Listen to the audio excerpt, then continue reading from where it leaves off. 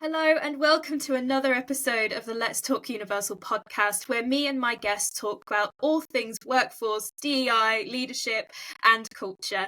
And today I'm joined by Shane Hatton, team culture expert, author, and keynote speaker. Welcome, Shane. Thank you so much for having me. Oh, it's wonderful to have you. And I'm really excited to get more detail from you around kind of team culture and what that means. But to begin with, would you mind explaining a little bit more about your background and what led you to the work that you do today?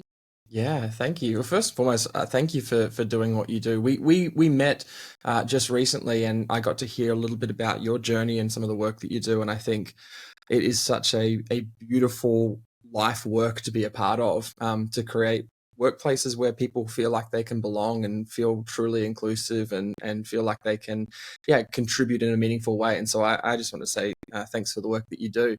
I am Australian by birth. I think people will learn that very quickly about me from my accent. It's like English, but it's a very different version of English. I'm in London by choice. And the way I describe myself is I'm curious by nature and a creative at heart. So I love asking great questions, and I love talking about topics that take thinking deeper in a whole lot of areas. And one of those areas that I was deeply attracted to was the idea of culture and how do we create team cultures that enable people to thrive. And so I have been exploring that for the last 6 years in my practice. And I travel around the world speaking at conferences and events to teams, essentially helping people leaders figure out what is this weird, abstract, complex thing called culture and how do we try to make sense of that.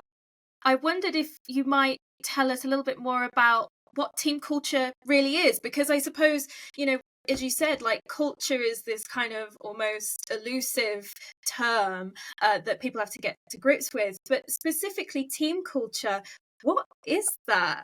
That's a great starting point for the conversation. If we're going to talk about culture, I think that probably the starting point for us is to have a common understanding of what on earth do we even mean when we talk about culture. And I think people like yourself, people who are listening, have probably at some point, I would assume, have made one of these statements. Either, oh, I love the culture there in that business, or I love the culture here in our organization. Or they've probably said something like, I hated the culture and so I left, or I hated the culture of our team and so I didn't want to be a part of it. And we've often kind of used this expression or this language around culture. But when I ask people the question, well, what is culture? When you said team culture, when you talk about culture, what exactly do you mean by that? That brings out this very different response from different people. It reminded me of a story that was, it was told in like the mid-90s. It was by a man named David Foster Wallace, and he was giving a commencement speech in the US to some college students. And essentially he told the story about two goldfish, very popular, but it basically goes, there's two goldfish swimming along in a bowl having a conversation. Another goldfish swims past in the opposite direction and says, morning boys, how's the water? They look at each other, smile politely, swim on for a little bit, pause, look at each other again and go, what the hell is water? And there's this kind of sudden reality that they are immersed in something, and they've been immersed in something their entire life, but they've never been fully aware of exactly what it is. And I often tell that story to describe culture in the sense that we are immersed in culture through our entire working career, but we've never really had to stop and define exactly what we mean by culture. And I'm curious, I've got cited some kind of ideas about what I believe culture is, but I'm always super curious to know the people I talk to, how you define culture. What comes to mind when you think about culture? Oh, what a question to be put on the spot in my own podcast. I think culture for me is the relationship between people in an environment. Like it's about working or kind of cohabitating in the same space in a harmonious way, or does that make sense? I don't know. I wasn't prepared. Yes, and I love that you weren't prepared for that, because again, most people we talk to are not really prepared with the definition, nor should they be. No one's researching and going into academia to fully understand it. We use it more as an expression in day to day. And the best part about your answer is that it's absolutely correct. And most people's answer of culture is also correct. Because as it stands, there really is no universal definition of what culture is in terms of organizational culture and team culture, which makes defining culture really hard. In my book, Let's Talk Culture, I talk about it as the definition dilemma. If you want to start an argument amongst academics and amongst kind of culture experts, ask them to try and define culture. And the truth is we can't. It's like we look at a sculpture or a painting and we all pull out different facets of what it is and what it is and what it's about. And you could talk to someone and they could see something completely different in it. And yet it's true, but it's also a very different perspective. And so what I did is I essentially went to Australian leaders at the time, and we went to 1,000 of them. We asked them a couple of questions. The first question we asked is culture important? 99% in our research said culture is critical to the overall success of an organization. The second question we asked is, can you define culture? 97% said yes. 0.1% said, no, I can't. And everyone else was kind of a little bit like, I'm unsure, but maybe I kind of know what it is. And then the third question we asked them to do was, please give us your best definition of culture. About 1 in 10 people could give us an answer to that question that was in some way consistent. And when I looked at the answer, I thought to myself, the answer is very good, almost a little bit too good. And when I took it for a moment, I thought, if I'd said, yes, I know how to define culture, and then was asked and put on the spot to try and define culture, how would I give an answer to that? And I just opened up Google and I typed into Google, define organizational and team culture. And the answer that people gave us was the Google answer.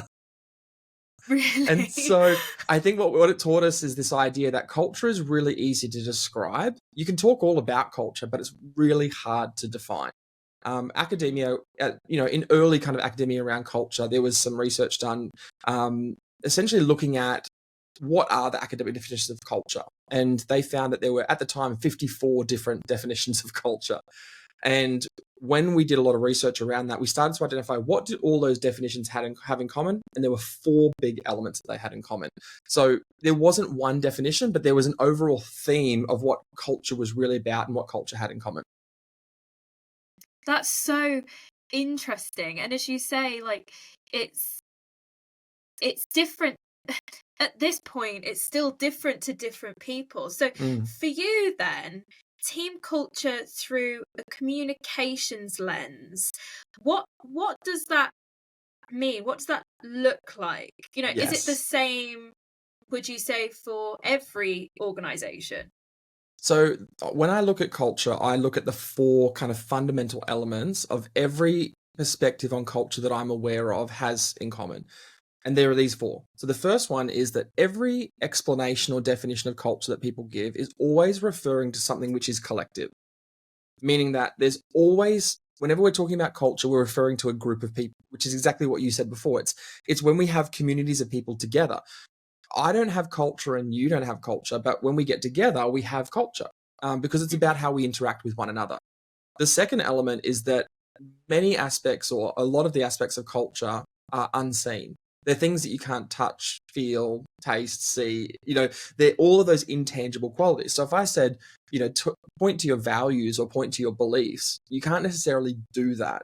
But your beliefs and your values influence how you interact with people, how you show up, the kind of environment that you create in your workplace. So it has an intangible aspect.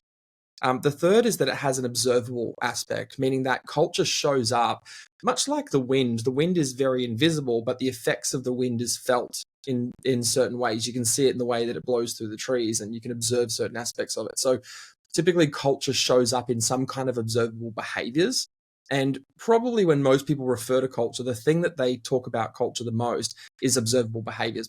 They would say it's the way we do things around here, or it's our collective norms of behaviors. That's really what most people talk about when they describe their culture. And the fourth thing is that culture is a learned element, meaning that we actually pick up the culture from being around those other people. So if you were to ask, what's the role of the communication lens on culture that I take to it, that fundamental understanding gives us almost like levers in which we can pull or adjust through our communication and through our conversations to shift culture to be more by design rather than by default, or culture by choice rather than chance. For example, if you think about how a new person experiences the culture of the team when they show up, it looks something like this. They go into a new team and they go, gosh, how do I fit in here? What does it take to belong within this collective group? Well, what they do is they go in as a learner. Now, consciously or subconsciously, they're learning from everyone around them. So how do you learn in a team about their culture? Well, you make observations. And what do you observe? Well, you observe the behavior. So you go into a team meeting, you look at the way they ask questions, you look at the way they're curious, you look at the way they shut people down, you look at the things they celebrate, you look at the things they don't tolerate. And then you learn from those behaviors and you go, okay, I think I can make sense of some of the things now that I can't see. What does this team value? What do they believe? What's meaningful? What is important to this team?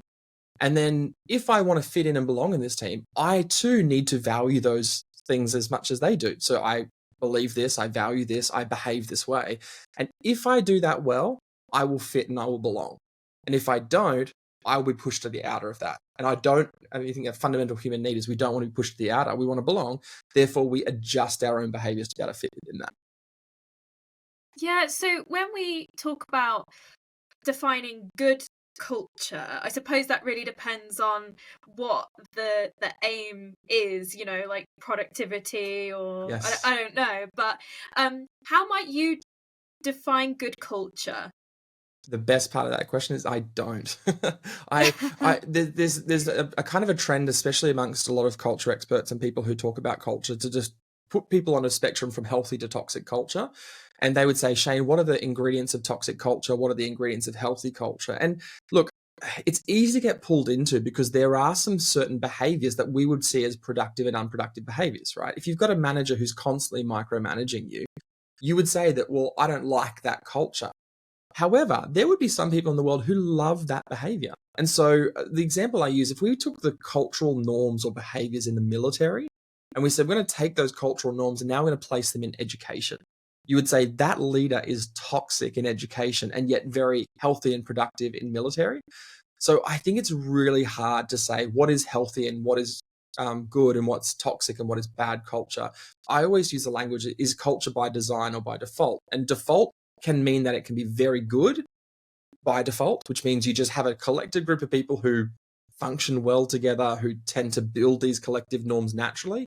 Or culture by default could be very bad, meaning that the behaviors in which the team are exhibiting are actually not productive behaviors and helping you to attain your goal. So I move away from the language of good or bad. And the question I want to ask to most people is, what is the culture that you want as a leader of your team? And is that the culture you have? And if it's not, you can change it. And if it is, you can enhance it. I really appreciate that. And I think this culture by design is probably more useful than trying to define, as you said, good or bad or toxic or healthy. Yeah. What do you think is kind of the common mistakes what are the common mistakes that organizations kind of fall into when they start to really consider their culture? Yeah, I think one of the first pieces to this puzzle, we'll use the metaphor of a puzzle. If I asked you to sit down and start working on a puzzle, what is the first thing that you do? What's the first step in kind of putting a puzzle together? The corners. Exactly. Everyone says that. It's a good start, but it's not the best start.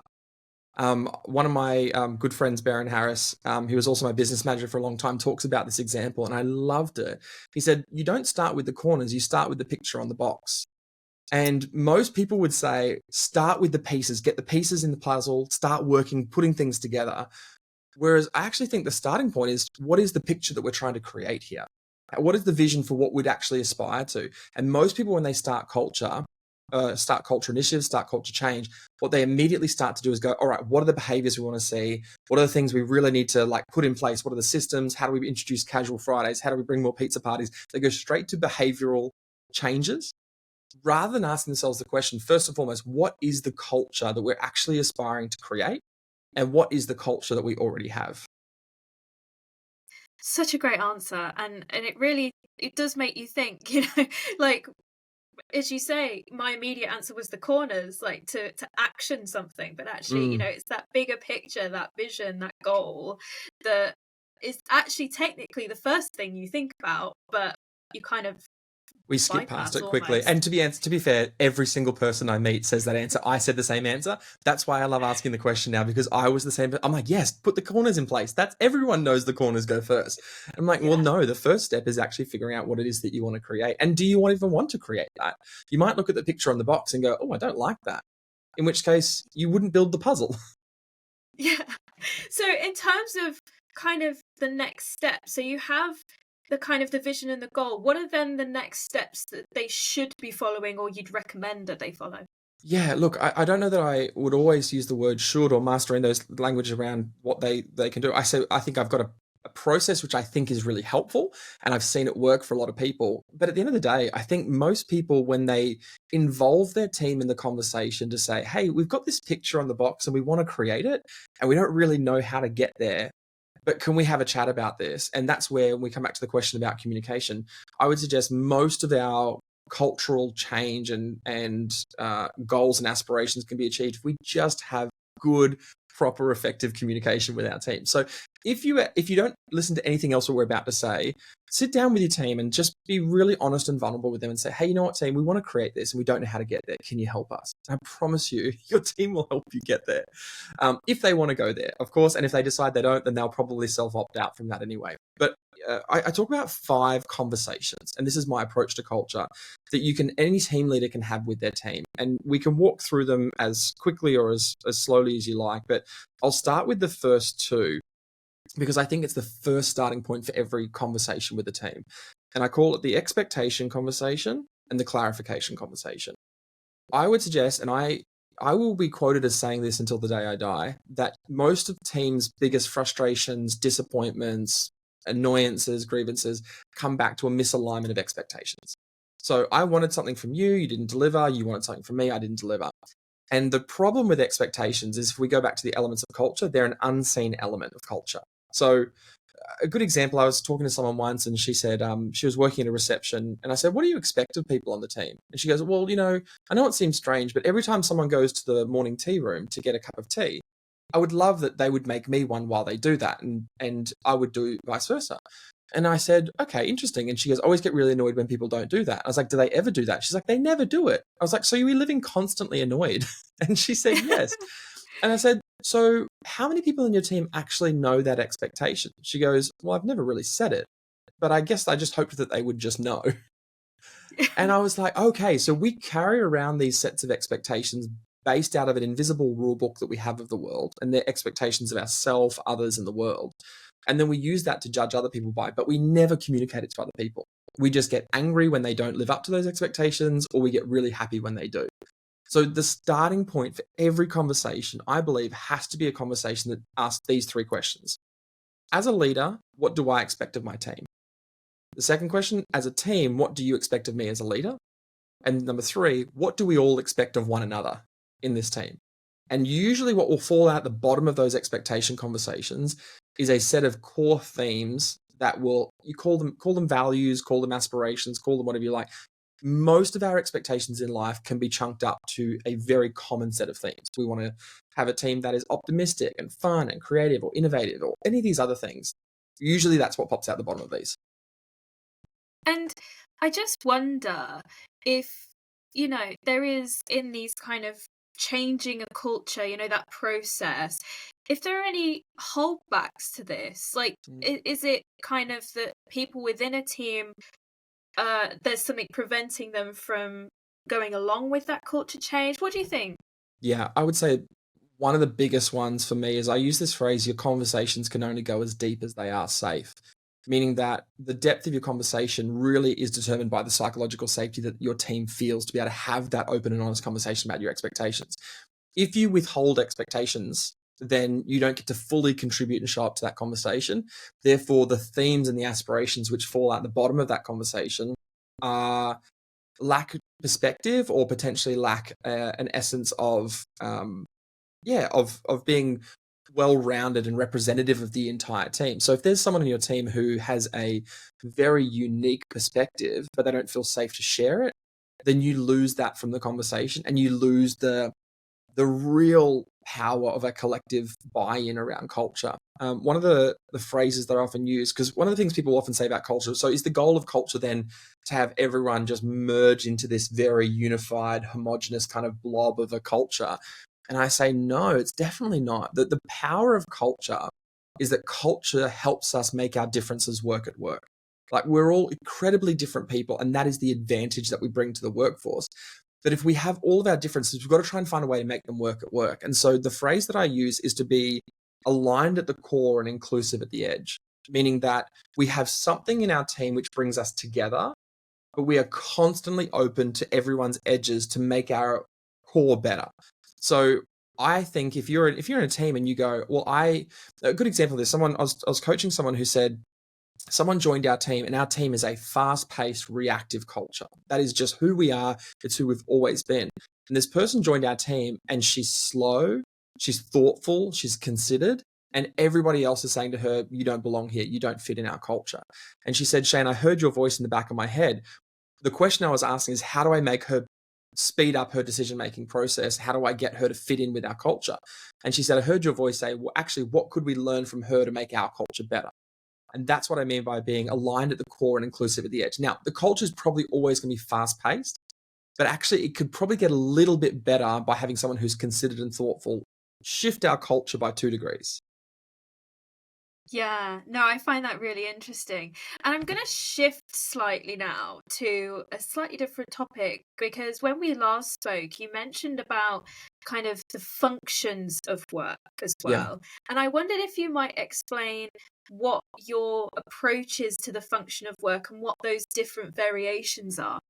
Yeah, it's a really big question I'm getting everywhere at the moment, which is, how do we get people back into the office? That question is just at the front of everybody's mind at the moment. And I think it's, for me, from my perspective, I think it's the wrong question to be asking. How do we get people sitting back in their desk? The question that I've been reflecting on, and I'll be really honest, it's very early in my thinking. And so let me give you my raw thoughts as opposed to potentially a polished diamond. What I've been noticing at the moment, the question I've been asking is, what is the purpose of work? Why do people show up to work? And when I kind of boil it down to 3 core elements, there are 2 that are kind of obvious and 1 that is less obvious. And I'm more concerned about the one that's less obvious right now. So the 3 that I think comes down to is there's the like deep work. And the deep work is the stuff that you do on your own. So there's lots of work that you want that is uninterrupted. There is work that you just can do solo. Then there's teamwork, which everybody knows, which is the kind of work that you can do from home, online, on Teams. There's also a component of teamwork that is just better done when you're face-to-face with people for speed and innovation. And a lot of the research that's coming out, it will lead us to believe that there are certain aspects of team creativity that is best done in person. Now, not everything has to be done in person, but there is some things that are best done in person. The third part is the part that I think no one's really talking about at the moment, that we could talk more about, which is the non-work component of work. Meaning that, is there a component of work that brings something more than just the thing that you're working on? So for example, you show up to work on a Monday morning and you're in the office, you've had a big weekend, it's been really tough, and you see one of your work colleagues and they go, oh, I'm just about to go down to grab a coffee. Do you want to come for a walk with me? And you go, yeah, absolutely. And whilst you're in that little margin in your day, someone asks about your weekend, you get to share about your life, you get some support, you get some community. All of a sudden, that's a non-work component of work that is deeply embedded to one of the reasons why we go to work and how we show up most engaged at work. Like Gallup has a question on their Q12 survey around engagement, which is, do you have a best friend at work? And it's a very unusual question, but it's a huge factor in whether a person's actually engaged in their job is, do I have friends? Do I have community? Do I have a place here? So there are some components of work that I think, things like purpose, things like community, things like belonging, that are not necessarily related to your job description, but are deeply fulfilling and engaging experiences that I think are components of work we need to be talking about.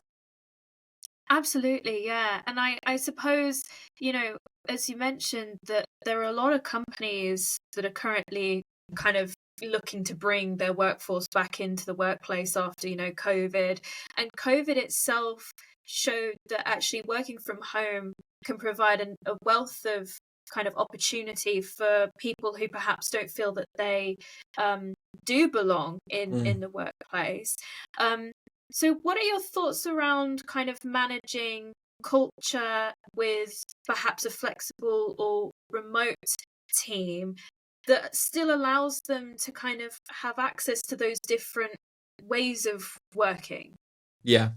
It's such a good question, because can I ask one quick question of you first? Because I think it would be a really nice perspective on this, because obviously your organization and your community that you're building is for people who are, really have a very, maybe a unique perspective around working from home. Are there things that you're noticing in particularly people who, who are neurodiverse that have this kind of a different approach to work that maybe other people might have, that working from home has been really meaningful and valuable for? Is there some trends that you're noticing? I think for our team, I think we're seeing a lack of kind of that social side, Yeah. um, which works in some ways for the people that are perhaps neurodivergent, because the in-person chatting and feeling like they have to be switched on can be quite emotionally, like, more of a burden on them, in the not Mm. burden, but it exhausts them to be Yeah. switched on. And so for working independently, which our team, it plays to the strengths of people, so we do a lot of independent work. There's not an awful lot of, oh, we have a marketing team or we have a sales team.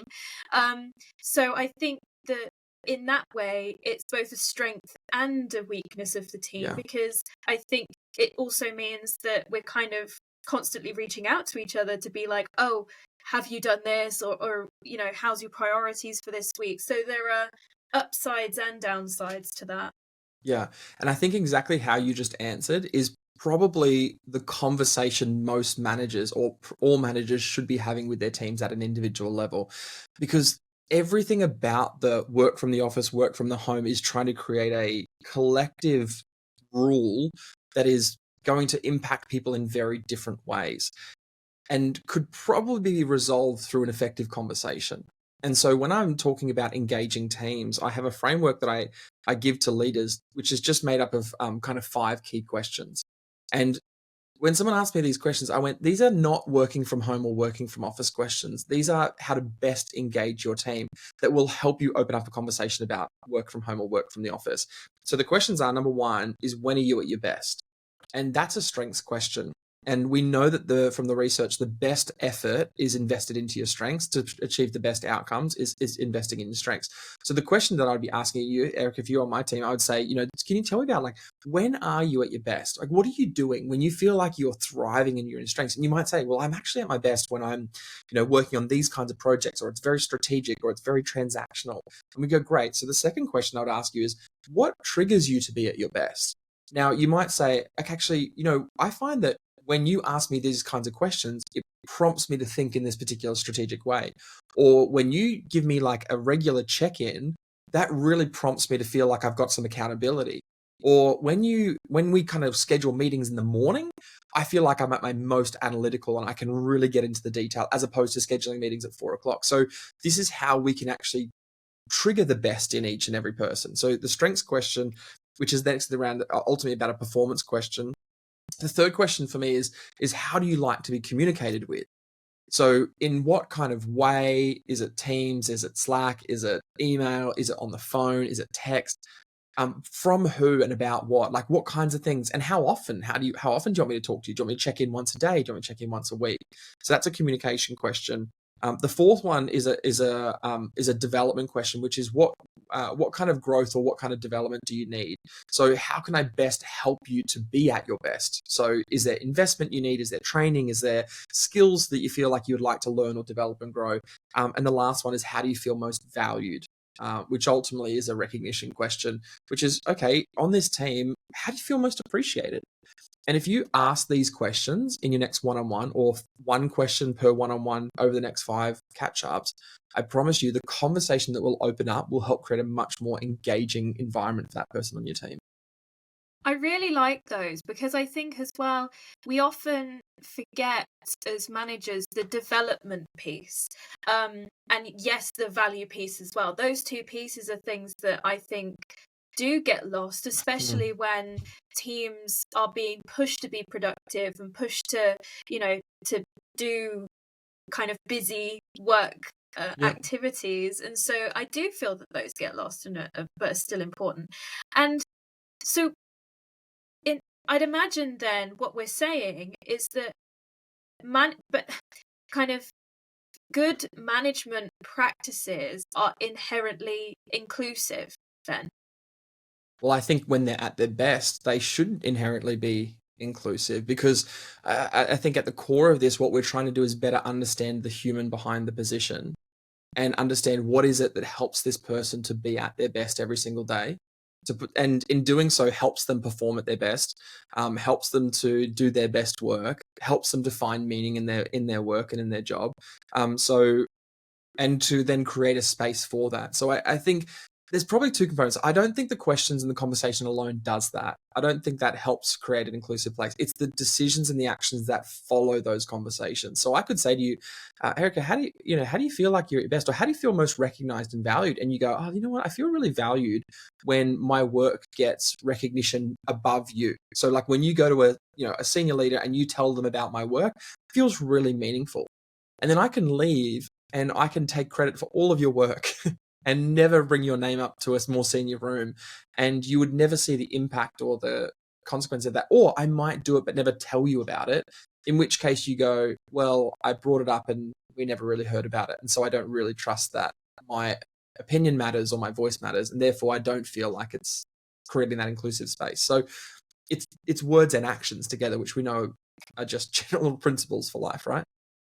Absolutely, yeah. And I think that's where my brain was actually, it's great to have these conversations, but unless something's actually done about them, then it's hard to kind of back up what it is that you say you're trying to do.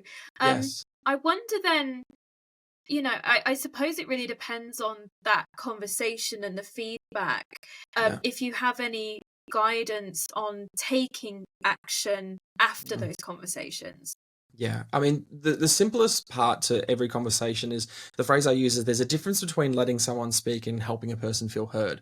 Those are two very different things. You can sit there and go, yes, I listened to you because I let you speak. But showing a person you were heard means closing that feedback loop. And in therapy or in coaching, we call it active listening, which is essentially saying, okay, so what I'm hearing you say is this, is that right? And the person says, yes, you nailed it. Or they say, no, that's not really what I meant. And then you get to ask more probing questions. When we're talking about action, what helps a person feel heard is being able to go away and take the action, but not just deliver the action, but come back and close that feedback loop for the person, which is saying to the person, hey, last time we caught up, you said this. And I want you to know this is what I heard from that, and this is what I did. And as a consequence, that's been the result from that. How does that make you feel? Is that okay? Is there anything else I can do? And feeding that back to the person. No, you can do this at an individual level as a manager. You can do it as an organization. So a lot of organizations will do an annual engagement survey and they'll say, please tell us what you think. Tell us what we should change. And some people will say, we want our leaders to communicate more. And they will, listen to this feedback, go, yeah, great. So let's do a newsletter. And then they take action. Or what they start doing is they start talking to their managers, but they never go back to the organization and said, hey, we heard that there was this theme that people were really struggling with the amount of communication coming from our leadership team. And these are the actions that we've taken to kind of correct that. And this is what you're going to see more often from us. And then following through with the behaviors. So they don't tell them that they've actually taken action. So when the survey rolls around the next year, people go, well, why bother giving my feedback? Because they didn't do anything with it. Now, a lot of leadership teams I work with actually do action their engagement survey advice or feedback. They just don't tell the people in the organization that they've actioned that advice. And therefore people don't believe that they've actioned it because they haven't seen it.